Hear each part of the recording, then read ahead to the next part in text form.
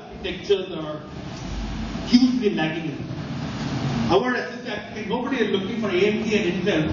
If you look at their huge rivalry, the AMD architecture to hypertransport, Intel PCI Express. The major problem is that they are not looking for extra level 1 cache or level 2 or all of that. The only thing they are looking for, the rivalry between the two companies, is mainly focused on the performance, the throughput, bits per second, the cost.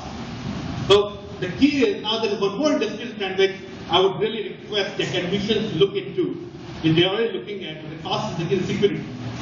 So I work for Department of Defense, MICROSEMI, I had an India operation. We do a lot of projects for Department of Defense in US, and now lately we also kind of interacting with ISRO.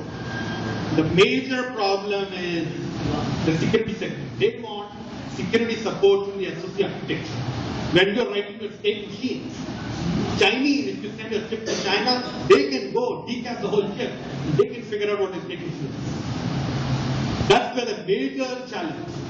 As an engineer, whenever I write a state machine, we have to figure it out that when our products go to the external world, as Indians, we are very modest people.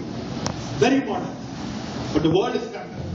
These chips go out, your patent, their ideas which are patentable, and I have seen, go to the external world, they will file a patent and they will block you from doing that. So, lately, in addition to performance and power, which are the key to the success of any product, there is a huge requirement for the security algorithm. Now, security algorithms not in the software. I mean, we do our CRC checks, all kind of encryption, all the software, right? There are like tons of companies, startup companies worldwide who can just decode the packets. They can figure out what a 16-bit polynomial or whatever. Like you may have 100-bit polynomial for the CRC engine, and they will decode it right there. So, other challenging area, as a student, you have to figure it out. What are the different areas? Like you have the power plane and the chip. When it goes to, our chips are sitting in the space sector, the aeroplane and helicopter. I have seen literally when these planes fly, when it goes, there is a simulation model that we have.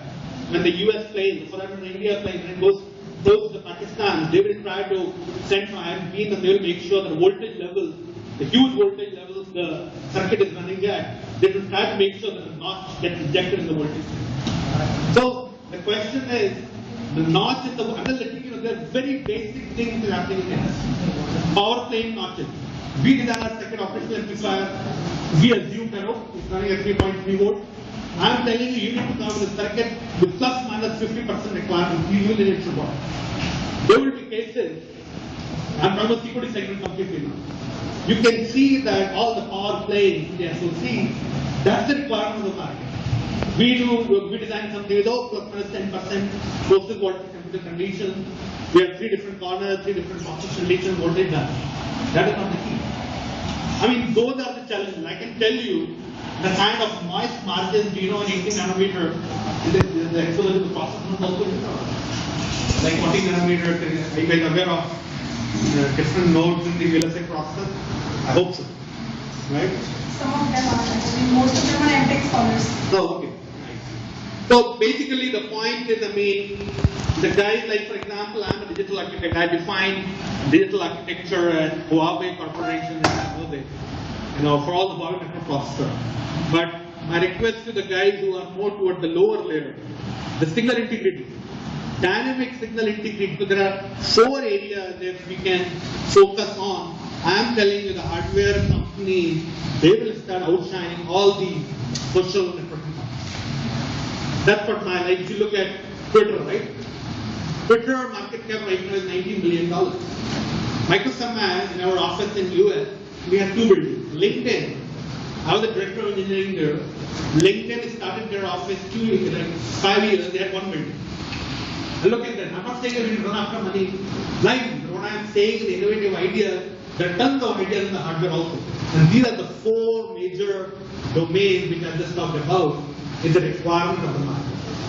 So whenever we graduate, and if we tend to further and we want to make a difference, wherever you go, I'm not talking about Infosys or I'm a product guy, right? I'm talking about the guys who want to get into the product domain.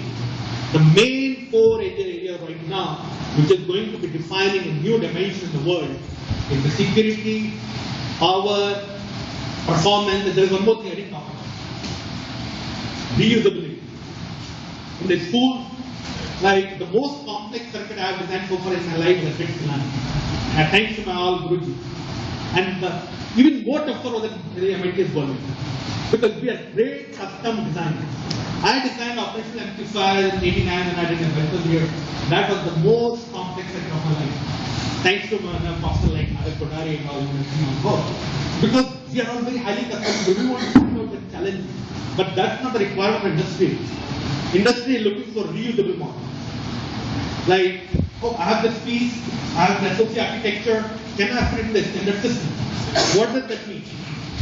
That means that as engineers, when we are in the final semester, we need to know all the protocols on the SOC. Like, I'm not sure how many of you are working with AXI architecture. Are you guys working with AXI? The master student, I mean, you are aware of AXI bus and PCIe bus. So, I mean, so the point I'm trying to tell you is, so we are working in the vertical domain, right? There are two major domains in the SOC, vertical and the horizontal. The requirement is in the schools to learn the vertical domain. Oh, I need to design operational amplifier. I need to define a, memory controller. I need to define the PCI Express engine or the bridges between two processors. But the key is, when you go to the industry, they will ask you, okay, you have designed such a beautiful module. What are the bus structures you are supporting on that? I mean, as soon as you design the module, industry will not have time for you to define a new interface. You should know all the interfaces by this time. I mean, with the internal globalization, all of the engineers, rather than just doing tweeting on the Twitter, they should see on the internet protocol what is happening and what are the different SOC standards already in place where I can connect the modules better. And they will make a difference.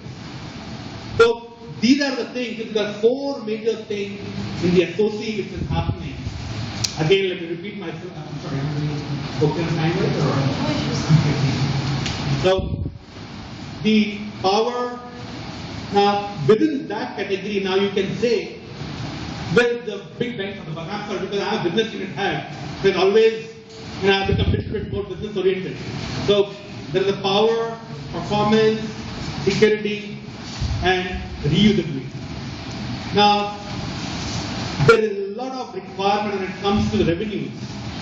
Worldwide, they are looking at the company or the entrepreneur, like students like us. I'm sorry, I'm not a student anymore. The students like you, rather, who can define the module, even a simple module. You can build a library of all the modules in SOC and put the wrapper of all the bus standards. You don't have to go to big school or big industry for that. Everything is on the internet.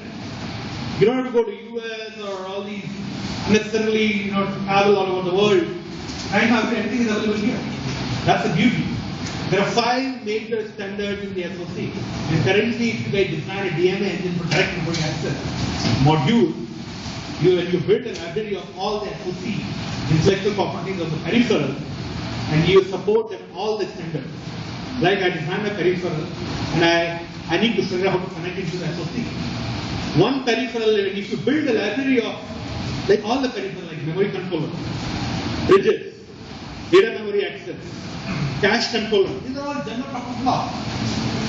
And then you build a library of all these elements with 7. So vertical library and the horizontal library. It's a combination of IT plus bus standard. Your license done. You can start a company in that area also. So the point is, as an SOC, for that matter, in the semiconductor industry, that's the overall trend. I mean, I'm going to the design space. There's a lot of development happening on the process side. Like lately, just last month, we taped out or we released the chip in 10 nanometers. So there's a lot of development is happening. But now the problem is, industry won't need 10 nanometers. Their process. So I have a director of process in US. He's telling me, Shan, we have a 10 nanometer route. Find a customer who needs. I'm telling the industry won't need it. With a 10 nanometer node, the noise margins are very low. Very low. I mean, customer doesn't need that. So now he got upset. He said, should I stop my research in the process node? I told him, no, you figure out how to do the power consumption, how can you, the leakage currents, I mean, 10 nanometers, huge leakage current, I